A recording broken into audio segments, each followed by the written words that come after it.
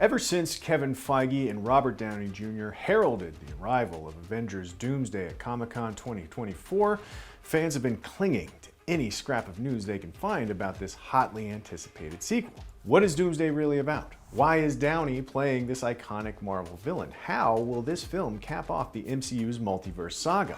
New mask. Same task. At long last, the first trailer for Avengers Doomsday is here, and we get answers to exactly none of those questions. Instead, Marvel has opted to tease the next Avengers movie by giving us a new glimpse of a familiar hero.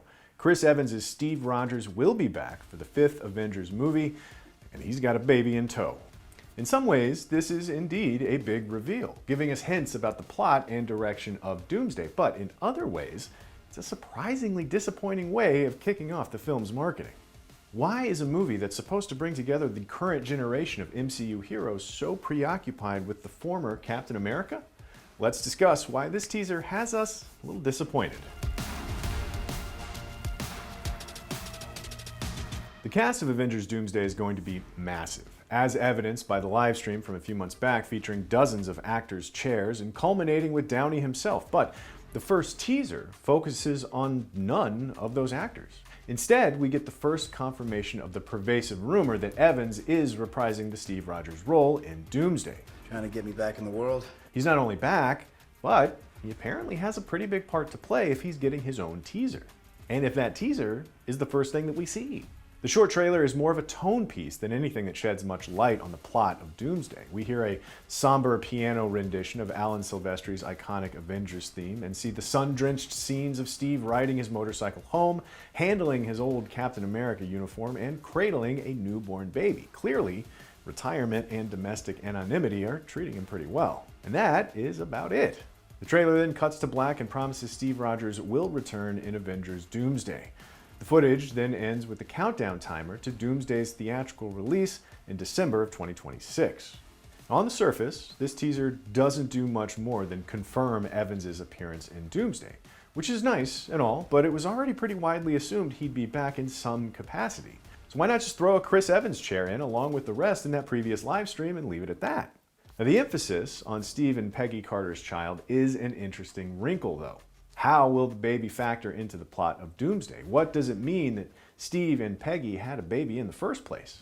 I mean, aside, it's not like a birds and the bees question. I understand how it might have happened. We can just move on. There are a lot of lingering questions about Steve's status quo at the end of 2019's Avengers Endgame. Did Steve affect the MCU's sacred timeline by traveling back to the past and staying there? Will there be far-reaching unintended consequences of that act? Perhaps the biggest question is how Downey's Dr. Doom factors into all of this. We're still waiting to find out if Downey is actually playing Victor Von Doom or if this character is a variant of Tony Stark. And we have to wonder if Steve's act of traveling back in time and fathering a child who shouldn't exist creates a splinter timeline where things go wrong for the MCU. Is Doom also a product of that timeline? Does he harbor a grudge against Cap for altering the natural order of things? Steve may wind up having to atone for his decision to retire and muck about with time, however harmless his intentions. Yes, the poor guy deserved that long overdue dance, but at what cost? Those are all questions worth considering as we wait for more Avengers Doomsday footage, but that's not really why we're here. Rather than being excited by the possibilities stirred up in this teaser, we came away with kind of a sense of resignation. Steve Rogers is back, and we couldn't be more disappointed.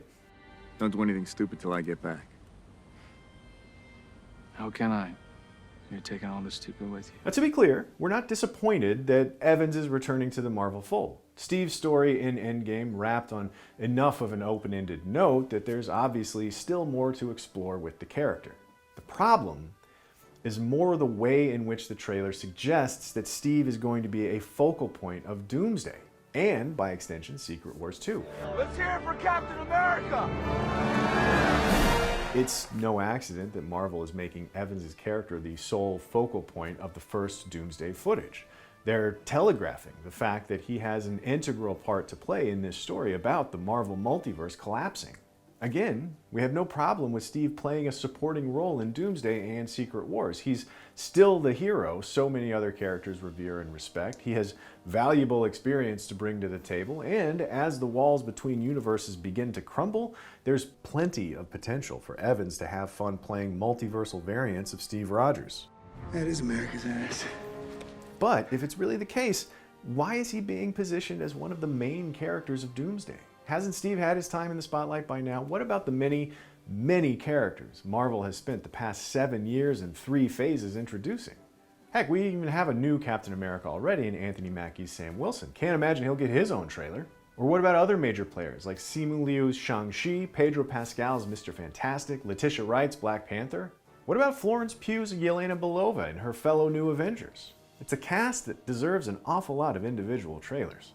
Apparently, Steve is a bigger priority for Marvel than any of those characters. Come on! And not just him. Recent leaks have suggested that Marvel will be following up this Steve Rogers trailer with a second focused on Chris Hemsworth's Thor and a third focused on Downey's Doom before finally dropping a fourth, more traditional trailer.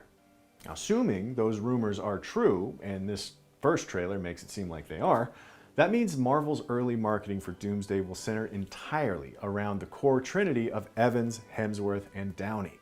This Avengers sequel is showing every sign of being centered around the same core trinity that the previous 4 films were.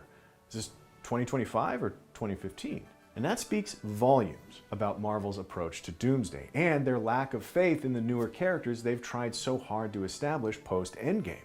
They clearly don't trust characters like Sam Wilson or the new Avengers to generate the excitement and hype they're looking for. Instead, this is Marvel playing the old hits and banking on the proven favorites. It also suggests that Marvel has pretty much given up trying to salvage the multiverse saga as it has been. Not that we can entirely blame them. The MCU has grown far more inconsistent in recent years in terms of both quality and box office performance. Audiences have struggled to connect with these newer characters in the same way they did the classic Avengers lineup. Even with Marvel pivoting to more of a quality over quantity approach in 2025, the box office returns have remained pretty sluggish. That's not to say there haven't been some big successes during the multiverse saga, most notably 2021's Spider-Man No Way Home and 2024's Deadpool and Wolverine. But it's also telling that both of those films trade so heavily on nostalgia for older superhero characters.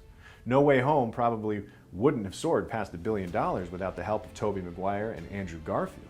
Hello. Nor would Deadpool have without the help of Hugh Jackman coming back as Wolverine. Marvel must be looking at those numbers and deciding that nostalgia is the best, easiest way to ensure that Avengers Doomsday and Avengers Secret Wars are successful. Forget the hardcore fans who have memorized every name and face in the MCU. It's time to target the casual audiences who checked out of the MCU once Evans and Downey did. People might just need a little old-fashioned. We can certainly understand the studio's reasoning here. It's easier to pivot to nostalgia than try to fundamentally repair what hasn't been working for the past 7 years. But that doesn't make it any less disappointing.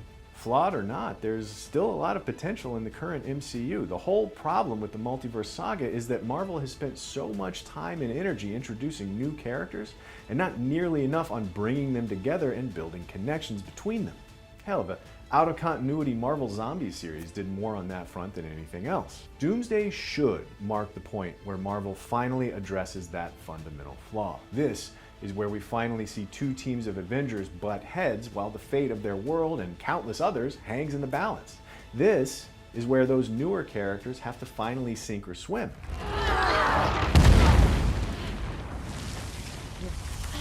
Instead, they're all going to be playing second fiddle to the original Cap, Thor, and a guy who looks like Iron Man. Now, will Marvel's nostalgia ploy work? Probably. There's part of me that's super excited about it. But again, casual audiences will be thrilled to see these old favorites again. These trailers will no doubt build additional hype for the next Avengers movie and help gin up numbers for Avatar: Fire and Ash in the process, since they're playing before the new James Cameron film. Throw in the inevitable return of key players like Hugh Jackman's Wolverine and Tobey Maguire's Spider-Man in Secret Wars, and it's safe to assume that Marvel Studios has a giant pile of cash coming its way. Big man in a suit of armor. Take that off. What are you? Genius, billionaire, playboy, philanthropist. But that doesn't change the fact that this is the easy, cynical way out. Marvel used to be skilled at making audiences care about heroes they had never heard of before. Just look at the success of the Guardians of the Galaxy trilogy. They got us to care about a tree and a raccoon. 40,000 units? We're gonna be rich. Now, they seem to have lost their touch, and they've given up trying to get that mojo back. Nostalgia will probably help the MCU in the short term, but what about after Phase 6? What happens when the time comes again for Marvel to focus on a new generation of characters and new storylines? They certainly can't count on Evans and Downey to stick around forever. What reason is there to assume things will be any different next time around? Is Marvel just hoping to coast along until the time comes to introduce the MCU version of the X-Men? What if the audience doesn't respond to them the same way they haven't responded to any of the other new characters they've introduced? The most we can hope for is that Marvel ultimately finds a way to balance the classic Avengers trinity with the newer generation of MCU heroes. But with a cast this massive, that's far easier said than done.